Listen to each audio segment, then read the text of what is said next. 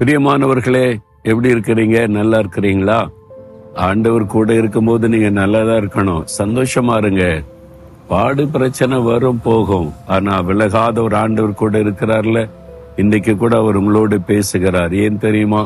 உங்க மேல ரொம்ப அன்பும் பாசமும் அவர் வைத்திருக்கிறார். என்னுடைய மகன், என்னுடைய மகள் சோர்ந்து போகக்கூடாது, தினமும் தைரியமா சந்தோஷமா இருக்கணும்னு சொல்லி தான் உங்களோட ஆண்டவர் பேசுகிறார். நான் எங்கிருந்து பேசுறேன்னு தெரியுமா? பின்னால் ஒரு மதில் சுவர் தெரியுதுல்ல, எருசலேம் மதில் சுவர். இயேசுவின் நாட்கள்ல இந்த மதில் சுவருக்கு உள்ளதான் மக்கள் வசித்தாங்க. அது இன்றைக்கு பழைய எருசலேம் என்றும், வெளியில பெரிய கட்டடங்கள் நிறைய பெருகிவிட்டது பட்டணம் புதிய எருசலேம் என்றும் அழைக்கப்படுகிறது. இன்றைக்கும் அதுக்குள்ள மக்கள் நிறைய பேர் வசிக்கிறாங்க.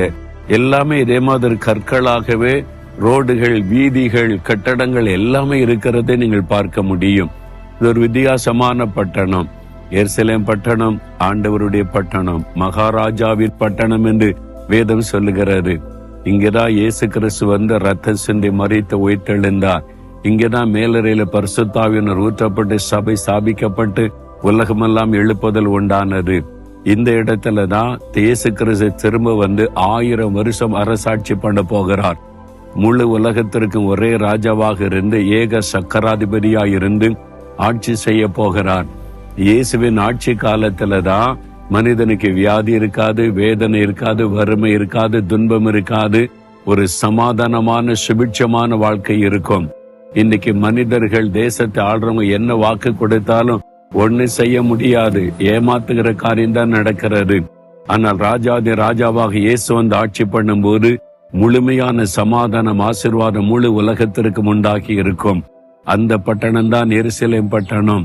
அங்கிருந்து கொண்டு உங்களோடு பேசுகிறேன். சரி, இன்னைக்கு ஆண்டவர் எனக்கு என்ன வார்த்தை வைத்திருக்கிறார்?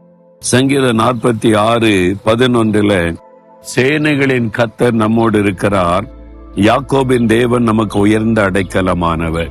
கர்த்தருக்கு ஒரு பெயர் என்ன தெரியுமா? சேனைகளின் கர்த்தர், காட் ஆஃப் ஆர்மி. பெரிய சேனை அவருக்கு இருக்குதான். ஒவ்வொரு தேசத்துக்குமே ஒரு ஆர்மி உண்டு, சேனை உண்டு. இல்ல, 3 விதமான படைகள் அதிகமா வச்சிருக்கிறாங்க. தரைப்படை, விமானப்படை, கப்பல் படை என்று சொல்லி எல்லா நாடுகளுமே இப்பொழுது இராணுவத்தை வைத்திருக்கிறது. கர்த்தருக்கு ஒரு பெயர் சேனைகளின் கர்த்தர். அவருக்கு சேனையா? கர்த்தர் கோடான கோடி தூதர்களை சேனையாக வைத்திருக்கிறார். அது ஆவிக்குரிய உலகத்துல இருக்கிற அந்த தேவ தூதர்கள் நமக்கு உதவி செய்வதற்காக, அவர்கள் நமக்கு உதவி செய்ய அனுப்பப்படுகிற பணிவிடையின் ஆவிகள் என்று வேதத்துல சொல்லப்படுகிறது.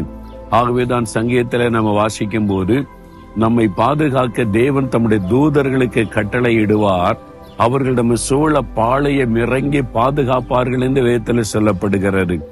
ரட்சிக்கப்பட்ட ஒவ்வொரு தேவனுடைய பிள்ளைக்கும் தேவனுடைய பாதுகாப்பு உண்டு. நீங்க பாருங்களேன், ஒரு ஆளு எம்எல்ஏ ஆயிட்டாருன்னு வைங்க, எம்பி ஆயிட்டாருன்னு வைங்க, அவருக்கு ஒரு பாதுகாப்பை அரசாங்கம் கொடுக்கிறாரு. மினிஸ்டர் ஆயிட்டா முன்னால பின்னால பாதுகாப்பு ஆட்கள், வாகனங்கள் எல்லாமே இருக்கிறது. சீஃப் மினிஸ்டர் ஆயிட்டா எவ்வளவு பெரிய பாதுகாப்பு இல்லை.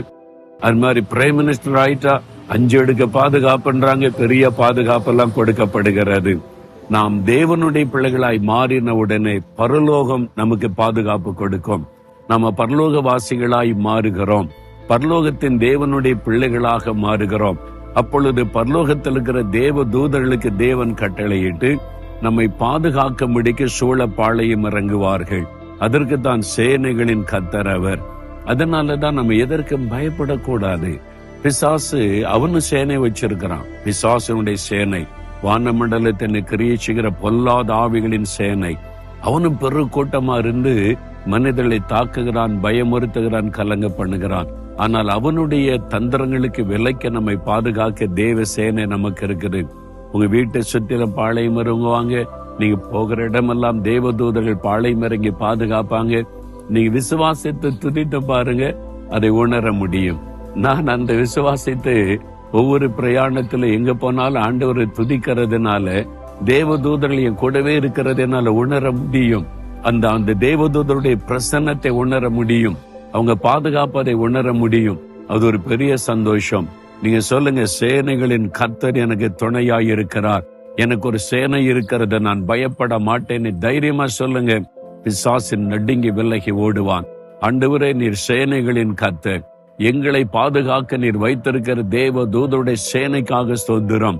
என்னை சுற்றிலும் எங்கள் குடும்பத்தை சுற்றிலும் தூதர்கள் சேனையாய் பாளையம் இறங்கி பாதுகாக்கிறதற்காய் ஸ்தோத்திரம் ஸ்தோத்திரம். இயேசு கிறிஸ்துவின் நாமத்தில் ஜெபிக்கிறோம். ஆமேன், ஆமேன்.